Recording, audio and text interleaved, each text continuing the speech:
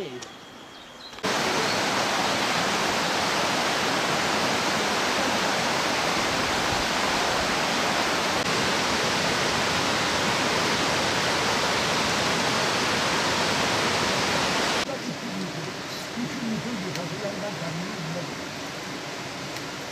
Adam 10 liradan oradan 3 kilometre gelip orada kalıyor. Diyor ki benim arazimden geçmiş. He. Onların arazisi mi? Aylar da onlar ne arasıyor? Hiçbir şey yok. Onun bir şey de yok. Devletin yönetimi kadar senin için var öyle şey. Amca şimdi senin gözden öyle olacak. Yani hiçbir yapımını davranıyor.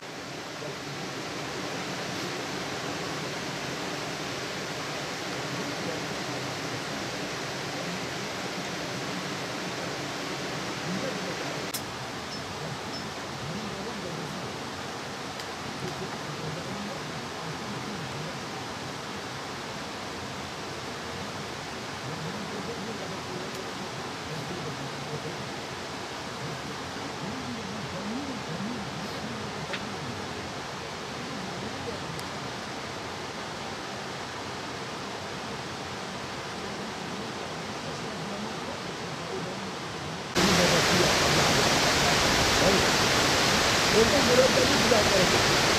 Ya yüzüm gelir. Ben şöyle. Ona imanıma koyacağım ki şu kadar atayım.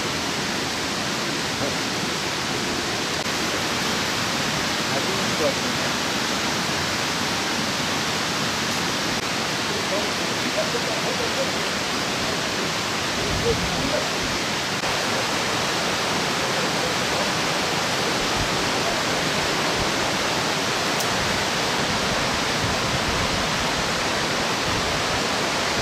Bu dergerman 1000 senelik bir dergermandır. Rom'dan kalma. Var 150 sene var bizi istasyonu. 150 sene benim dededen babamdan 150 sene oldu. Ha vergiz bu 60 sene benim babam dede yatırmış. Bu 14 yıl benim üstündedir. Kenalı bozmuş ben kenal istiyorum. Bu 5 yıl ben müracaat yapıyorum ki bir çözüm yapmadı. Yani devlete peşe demiyorum ben. Benim saygı sonsuzdur. 4 köy. Koğanlı köy, Çeteleri köy, o Balı köy. Bunun üstüne geliyor. Bu 5 yıl oldu. 5 yılı ben vergiz tabiyim, ben vergiz veriyorum. Yağmur yüzünde gelmiş, kanal bozuldu, gittim müracaat ettim. Kimse bir çözüm yapmadı. Veriyorum, her sene veriyorum. Maliyede bellidir. Gelsin baksın orada bellidir. Her sene veriyorum. Fişi hepsi bende.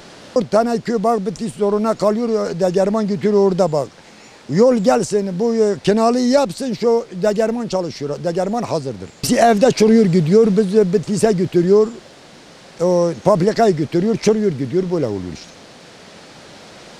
Güzel gelmesin, yol gelmesin, hayatta bir çare olmaz. 300 dal ceviz var yani, 300 dal ceviz var. Yani is geldim odur, benim yolum gelsin, benim kanalı açsın ki ben degerman çalıştırırım. Olaya bu yani, çıkıyor yoktur. Bak Mutki'de haber verdim, valiye verdim, kaymakama verdim, özel idare verdim. 300 tane dilekçe şu anda bende var. 300 tane dilekçe. Ben bir tane sureti atmadım, hepsi bende.